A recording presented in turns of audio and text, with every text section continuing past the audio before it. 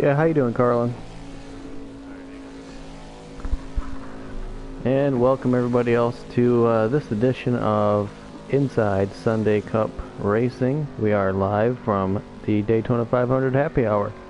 Daytona 500 is about to kick off in about a half an hour here. We've had great speed weeks leading up to today's event.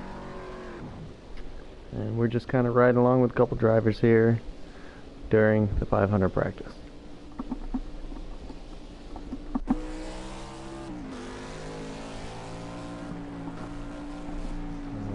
Currently on Tony Moose's car here.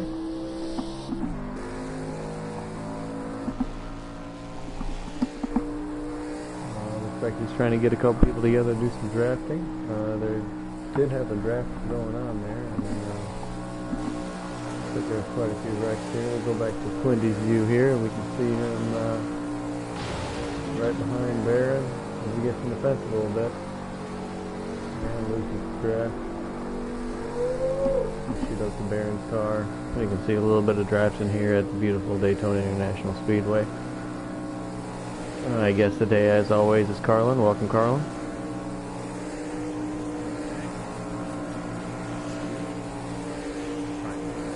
Yeah, can't hear a word you're saying there, Carlin. You have to turn up your mic.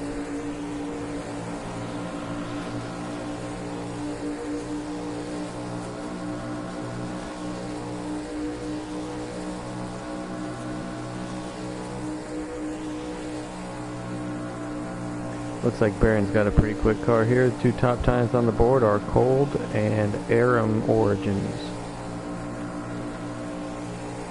Cold with a 45.966. Aram Origins with a 45.983. Although obviously times here, they don't know the thing. It's really get out there and practice with them early. You're looking to find the people. Is that as loud as you can go, Carlin? You might need to pump it up just a little bit more.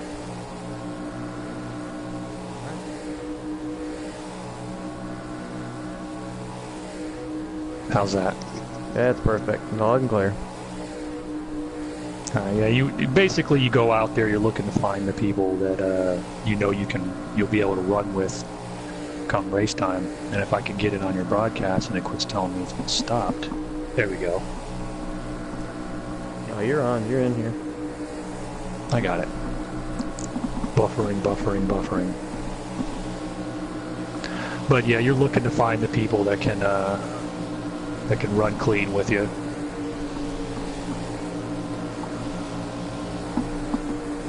Looks like Barron just shot the top of the board there with a 95.931 and 95.931.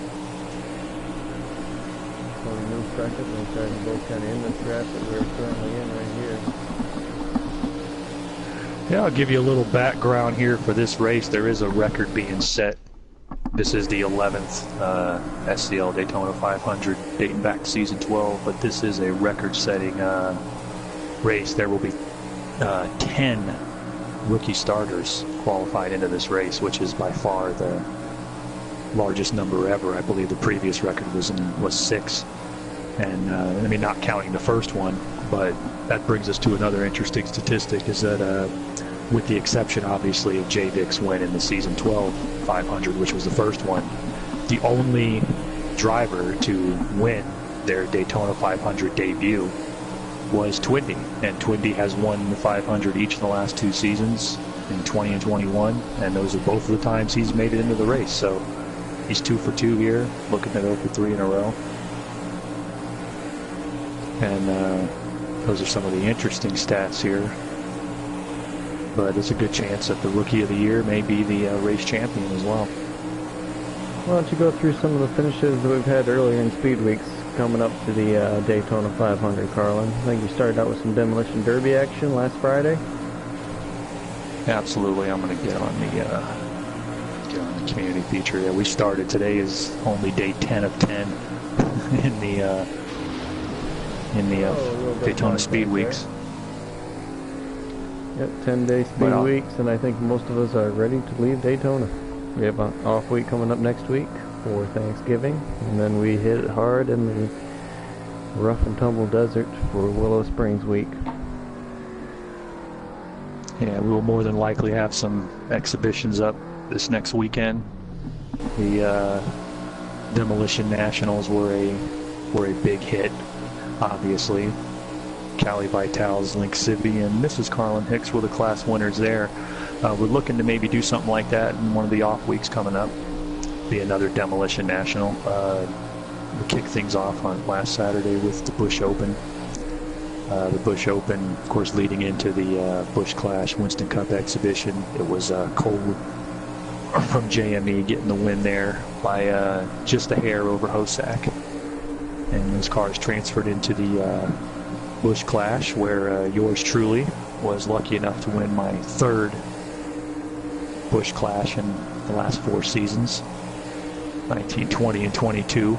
Getting up there to get the track position. Hosack again was the runner-up in that one, so he had a pair of second places that night. Looked really, really solid.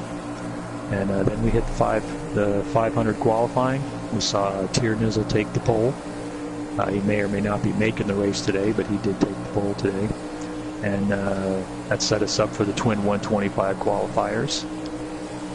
We had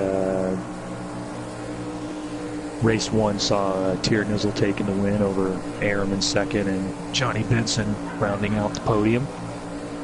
With race 2, had a bit more of a wreck fest in race 2, but it was the SCL veteran and 2-time Winston Cup champ Tony Moose who narrowly edged Cold and Baron von Stosch for the victory there in Twin 125-2. Good to see Tony still on his winning ways.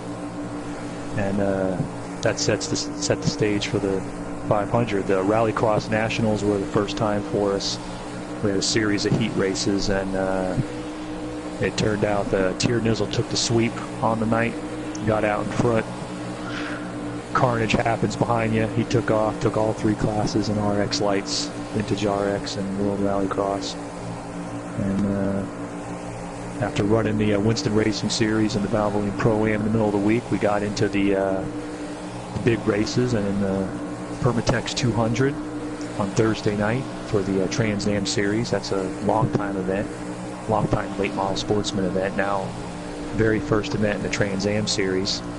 And we ended up with a very close, very tight finish. Aram Origins got his first points win. He edged out Tony Moose in second, Cold in third. It's VT finishing fourth, and Tier Nizzle rounding out the top 5 in that one. Which led us into the next night's events, which were the big US 400 IndyCar race here at Daytona. A long time.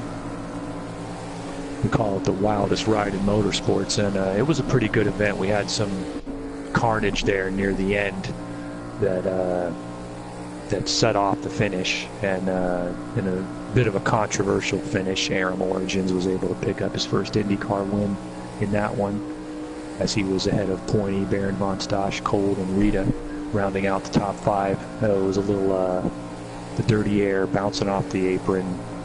A lot of craziness in that race, and it showed up near the end there.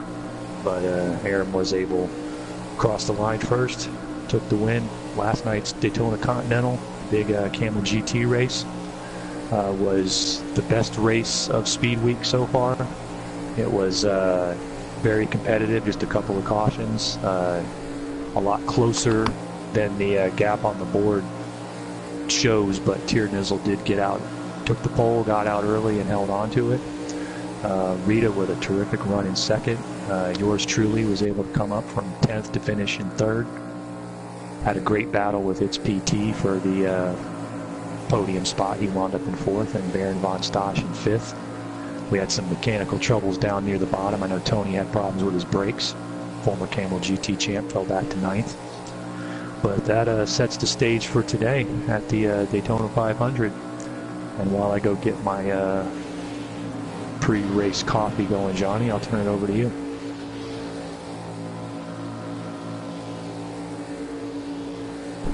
Looks like it's going to be another great race here for the season 22 Daytona 500. Speed Week's been fun so far. I've had some good racing. A couple of yellow fever races, but that's kind of to be expected with having this many rookies at Daytona, trying to get their feet wet and their sea legs underneath them here. But yeah, it's been pretty good as far as we can tell for the racing. I think it's going to be a good Daytona 500. As Carlin said, over 10 rookies trying to compete in the Daytona 500 is going to make for, you know, could be a little bit of a challenge, but I think we're going to be in decent shape. Yeah, your first 5 starters for the Daytona 500 are all BSE cars. I think they prepared very well for this race.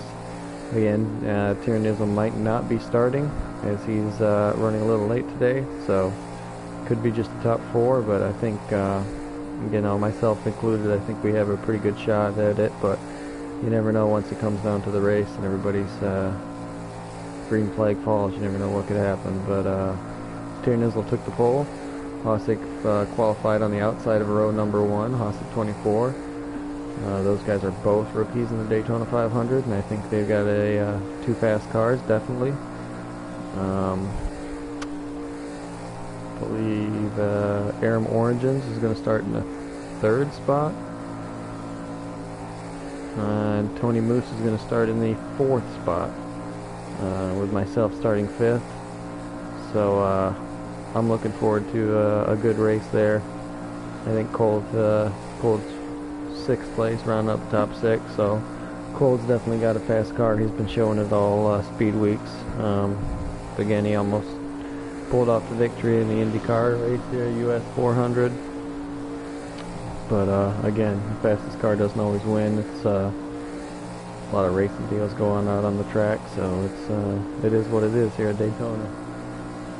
But yeah, hopefully we have a good season 22 here. Finally getting it kicked off after a long off season, switching formats, game formats, console formats, and everybody's getting their new stuff up and running. We picked up a lot of rookies in the off season. It should be a good deal. Everybody looks like they're enjoying themselves. You know, we're having maybe more yellow flags than we'd like to see here, but that's all with people trying to figure out what their controller sensitivity and speed sensitivities and force feedback settings are all about here in this game. I think it's a big advantage to be on one of the major teams, because those guys seem to be up to speed faster than some of the independents, but the independents are making their way up there too, and they can definitely compete for wins and championships. But I would not be very surprised if we did see a couple championships won by rookies this season, with as many rookies as we do have here in the SCL this season. Hopefully we get a couple more of our veterans that are still over on PS3 and maybe playing GT6 still. Hopefully they can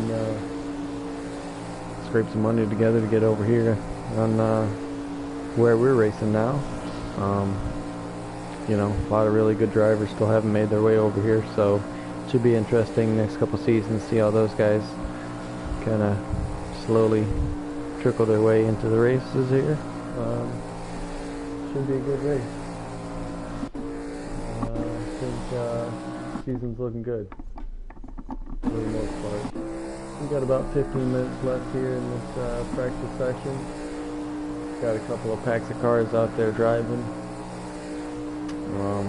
Everybody's nerves are kind of building up here for the 500.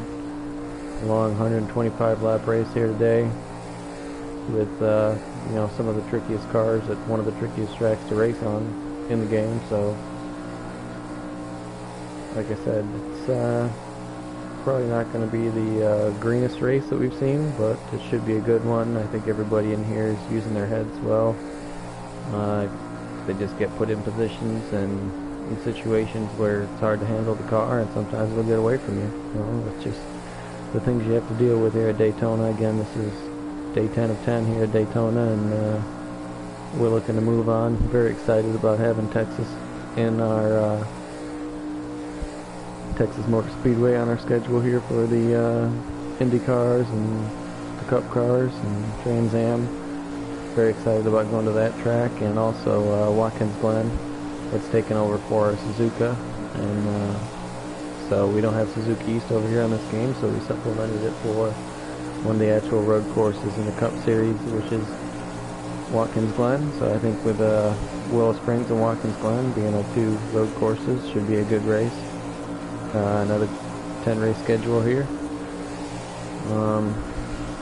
But yeah, I think Texas is going to be a really good race track for us. It taking the place of Twin Ring Motegi, which was kind of our home track, our mainstay. That's kind of what Texas Motor Speedway is going to be here in this game. Mile-and-a-half track. It's going to host some of our biggest events, and we'll be going there the most out of the season. So should be good. Along with you know, obviously Indianapolis is going to be a fun track too to race on.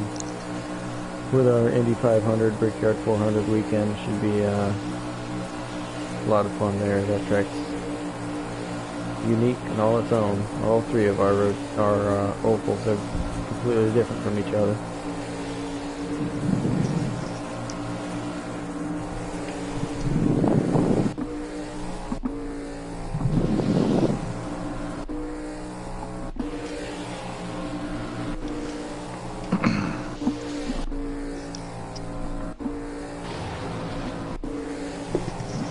Going to point out that the three most experienced veterans here today, myself, Tony Moose, and Johnny Benson, including today, we will have a combined 29 Daytona 500 starts, and yet none of the three of us has won. I think that sums up Daytona pretty well. We've all won Winston Cup championships. We've all won races everywhere, including here. You know, not, you know, I won the Firecracker 400 last season, so technically I've won the last Daytona race at the Cup held here. But winning this one has always been, have you noticed that, Johnny? Every season, everybody really does treat the 500 differently from the Firecracker 400. They really go for it. You know, in the 400, you're in the middle of a points race, and, you know, everybody's kind of thinking a little more with their heads. But in this one, yeah, everyone just goes everybody goes into it. There's a lot of people that show up for the 500 that wouldn't show up for the 400, and I think everybody goes into it thinking they have nothing to lose because it's the first race of the season. Just, you know, throw excrement at the wall and see what sticks. Yeah, pretty much. I mean, I've noticed that here. Everybody's gonna. I mean, I know in my experience running, anytime you're running one of the majors, particularly though the Daytona 500 and the Indy 500, is at that point you're particularly looking just to get the win. You know, you'll make moves that you wouldn't make, you know, when you were, you know, racing for points. And but I say that at the same time, and I've been telling the JME drivers, and you know me, I'm kind of team owner to everybody, so I wind up even to the independents and the other TOW drivers. I'm talking to them and telling them, you got to remember that this race counts the same as any other, and every one of us has had a season where we looked back and we're 5, 3, 10, 7 points behind, and we look back on that Daytona where we went no guts, no glory, and finished 12th or 10th or something, and you look back and go, that was the race that, you know, could have won it for me. And so you do have to be smart. I tell the drivers, risk reward is really the deal here. With the current package, passing's difficult, and so you got to play smart. It's quite a bit like the high downforce package in late Winston Cup, early Nextel Cup days. And you know, our officials are obviously going to be testing and playing with that stuff, but the package we're running today is definitely one that puts passing at a premium. So we'll have to see. I think the drivers that don't make mistakes and stay patient will gradually move up. When I won the Clash last weekend, it was really a matter of you know, I kind of felt out some of the cars in front of me, and then when I cycled forward, I just held on to it for dear life. So we'll just have to see how it plays out.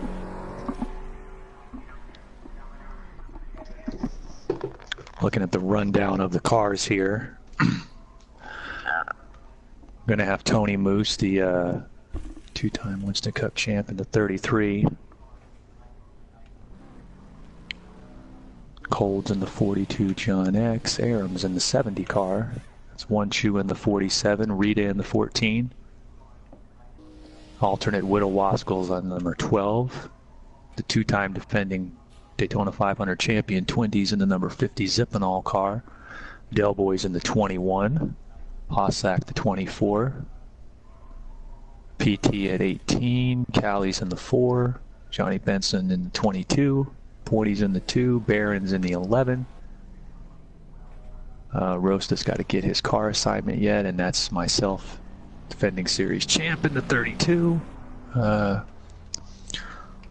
Looking pretty good. We got about 8 minutes to go till call time here.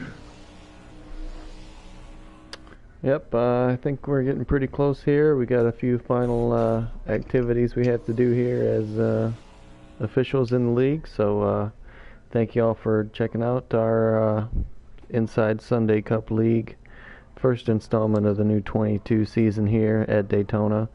Try and do this maybe once every couple weeks, give everybody a recap how it's been going. But thanks for showing up, and it should be a good race. Any final words, Carlin? Yeah, you can look up the various YouTube channels besides this one, SCL Racing Network. My feed comes through a channel called SCL Entertainment. Cold will have a feed up from Digital Motorsports. We'll eventually package those all together on the SCLRN YouTube channel. But you can find all those different feeds here going up probably within about the next 15-20 minutes, and we'll see you on the track at the 500, guys. Yeah, I think Cold has a really good YouTube channel going up there over at Digital Motorsports, so if you just search for that channel, he usually broadcasts every race he's in from his view. It'll give you kind of a good perspective. From what I've seen, he's probably one of the cleanest drivers we got out here, so it should be a good race from his view. As we try to get everything going again, obviously we've got our website and our community. It's all in the description there. If you guys want to come out and join us, go ahead. But for Carlin Hicks, I'm Johnny Benson, and we're going to sign off and get the season rolling. Thanks, everybody.